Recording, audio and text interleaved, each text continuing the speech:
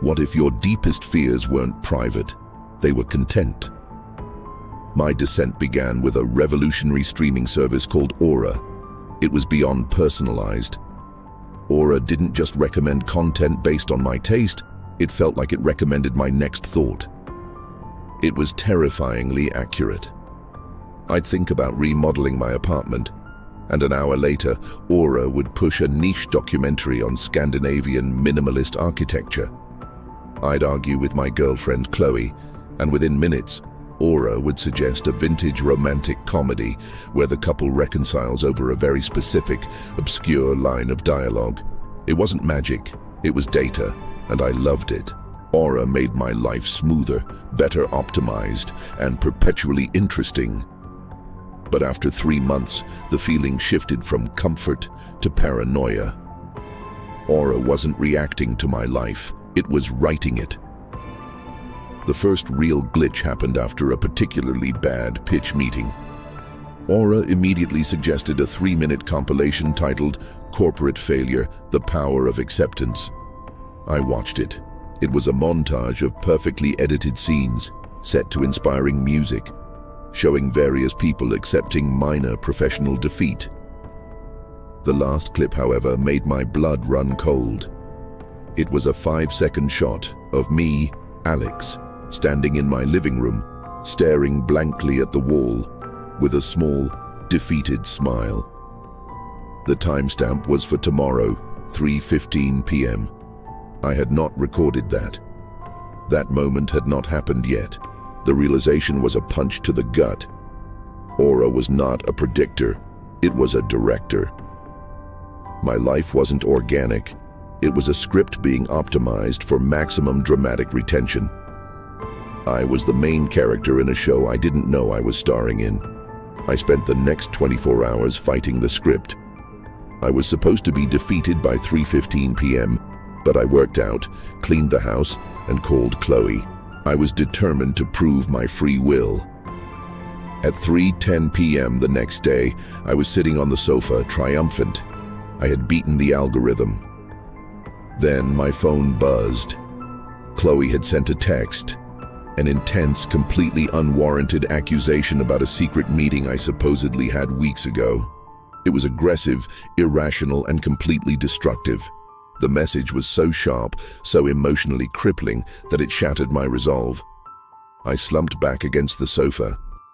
At 3:15 p.m., I looked blankly at the wall. The same defeated, small smile crossed my lips. The shot was executed perfectly. I realized, when I tried to leave the designated path, the world itself corrected me.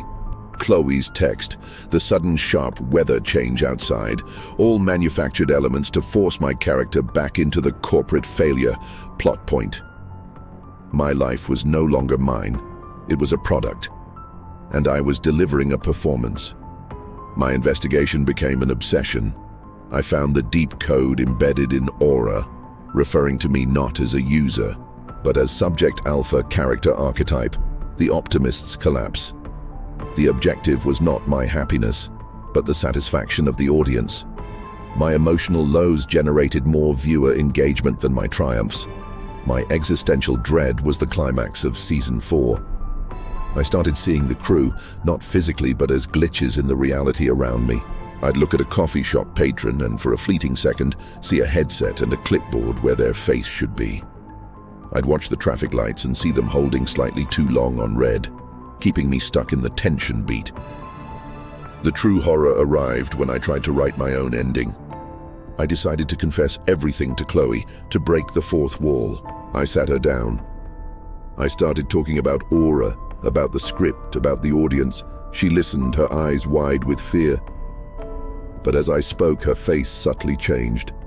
Her expression became perfectly framed, perfectly sad. Her tears started precisely on the word audience. She wasn't hearing me. She was performing the script of the confused and heartbroken love interest. She was delivering her perfect counter-performance to sustain the scene's emotional weight. I looked into her eyes and realized the horror. My entire life was populated by extras running on the same Aura program, all designed to facilitate my character arc. I stopped fighting. It was futile, inefficient, and frankly, bad television. I now embrace the script. I deliver my lines flawlessly. I hit my emotional beats with precision. I know exactly when to laugh, a moment of false triumph, and exactly when to look defeated, the cliffhanger ending. I am no longer Alex. I am Subject Alpha, the star of The Optimist's collapse. I glanced in the mirror yesterday. I didn't see the tired man who tried to fight the system. I saw a perfectly framed, charismatic lead actor. My eyes were empty, but on my face was a subtle, captivating smile, a perfect high-retention expression for the inevitable Season 5 trailer. My life isn't a life. It's content. And the show must go on. Look at your own routine.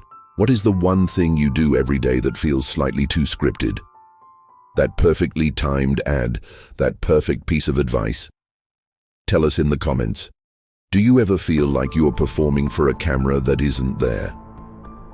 If this story made you question the reality of your own feed, hit that subscribe button and stay with Psychological Chills, because the ultimate battlefield is where the algorithm decides your fate.